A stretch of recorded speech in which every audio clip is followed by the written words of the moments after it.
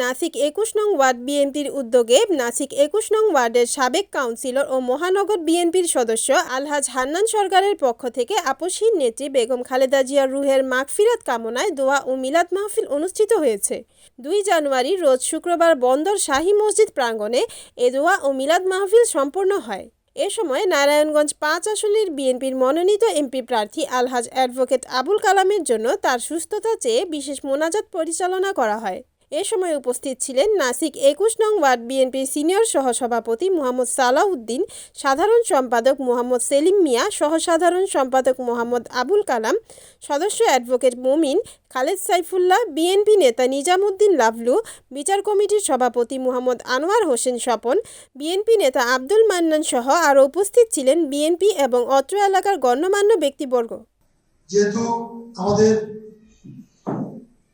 সাবেক প্রধানমন্ত্রী, 3 বারের প্রধানমন্ত্রী, সারা বাংলাদেশের সকল মানুষের স্নেহধন্য আমাদের বেগম খালেদা জিয়া মৃত্যুবরণ করেছেন, সেই জন্য প্রত্যেকটা জুম্মা তার দোয়া হয়েছে।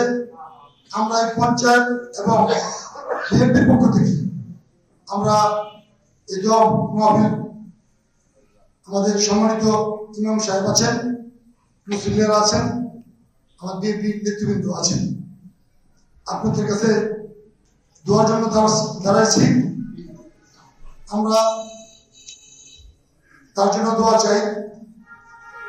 পাশাপাশি বাংলাদেশে একটা সুন্দর নির্বাচন 12 তারিখে আয়োজনের মাধ্যমে শান্তিতে দেশটা